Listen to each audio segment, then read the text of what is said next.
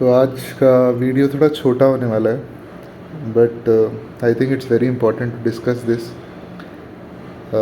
आई think starting वाले mocks थोड़े easy थे, 4-5, but still my score was pretty low. ये वाला तो कुछ काम आ गया था तो मैंने पूरा नहीं दिया था, बट रेस्ट यू कैन सी कि 28, 29, 8 ऐसे ही स्कोर रहता है। यहाँ 17 भी गया।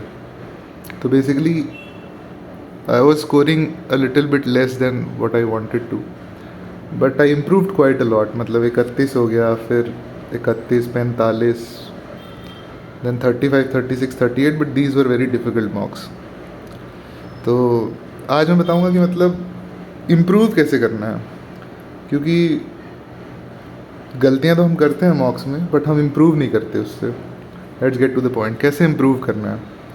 तो 3 तरह के क्वेश्चंस होते हैं हर में, कि एक तो आपने अटैम्प्ट किया और सही हो गया, एक अटैम्प्ट किया गलत हो गया, एक अटैम्प्ट किया सही हो गया, और एक आपने छोड़ दिया।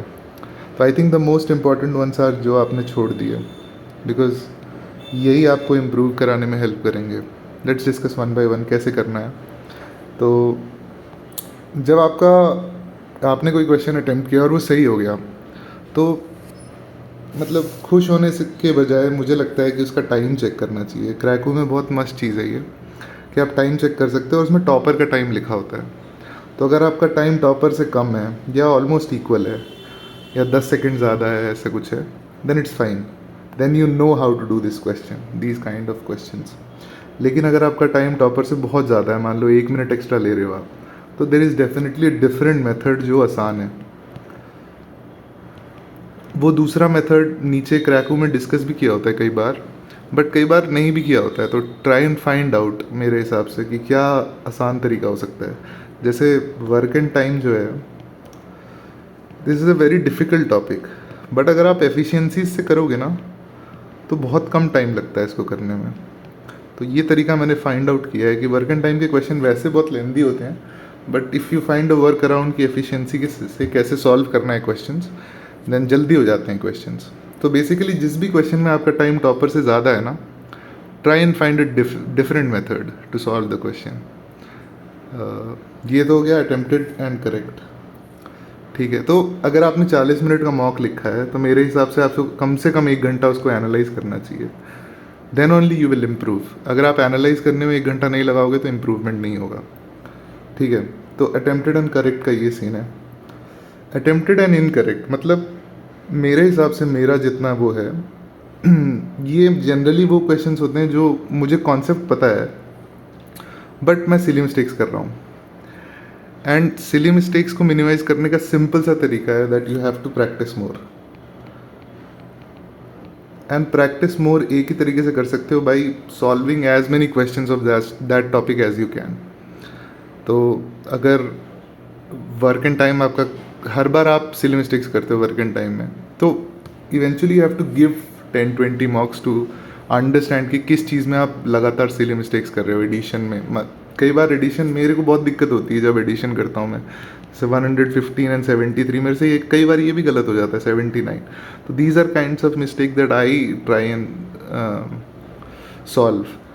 बट आपका स्पेसिफिकली कुछ और हो सकता है। सब्ट्रैक्शंस में बहुत गलती करता हूँ मैं, तो सोचो सारा क्वेश्चन सही करके एंड में गलती कर दी, तो दिस इज़ होरेंडस।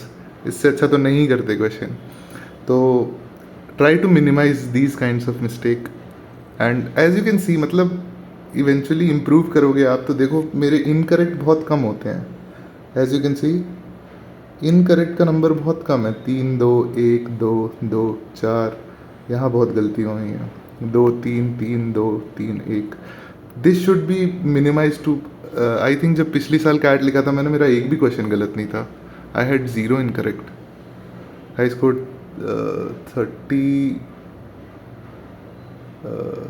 37 आई थिंक, या एक इनकरेक्ट होगा, मतलब ज़्यादा से ज़्यादा। तो basically you have to minimize this, and to minimize this you have to practice a lot of questions. That is the only way. तो अटेम्प्टेड एंड इनकरेक्ट का तो सिंपल है। और जब आप करेक्ट कर लो ना, जब ये सवाल सही होने लगे, then you have to analyse कि मतलब टाइम सही है कि नहीं, क्योंकि because you have to do a question in less than 2 minutes. That is the most important thing. अभी भी मेरी एक्यूरेसी 2 मिनट की नहीं है. I am taking almost 3 minutes to solve a question. I am solving only 13 questions. So 13 3 39. तो I have to also increase it. Eventually I will increase it in next 2-3 months. अभी बहुत दिन का gap हो गया है. अभी तैयारी शुरू करी है मैंने. So I will be attempting this year's CAT. So you can also do the same. Last left questions are the most important question, क्योंकि यहाँ पर आपको कुछ नया सीखना है जो आपको नहीं आता है. और मैं तो सिंपल सोल्यूशन बताऊंगा. जिस चीज़ में जो भी नहीं आता है, रोधा की पक्का एक वीडियो होगी इस पर. Go and search this YouTube channel. You will find, मतलब क्या पढ़ाते हैं यार वो. Go and find this channel and you will realise कि मतलब मस्त पढ़ाते हैं. कोई भी, जैसे मेरा पीएनसी बहुत वीक था, मतलब जेई के टाइम पे तो बहुत अच्छा था, बट अभी बहुत वीक हो गया था. तो पिछले साल पीएनसी छोड़ के गया था मैं. But this year I wanted कि पीएनसी करना है यार. आई सॉ वीडियो, मुझे लगता है 2 दिन लगे मेरे को. 2 दिन में कंप्लीट हो गया. And now I am pretty good in PnC. तो I think Rodha is the way to go. Find their channel and left question जितने भी हैं, जो भी न्यू कॉन्सेप्ट है, try and see their video. बहुत प्लेलिस्ट होती है उनकी and you can complete it within 1 और 2 days, जो भी वीक टॉपिक्स हैं. That's it. मुझे लगता है इतना काफ़ी है.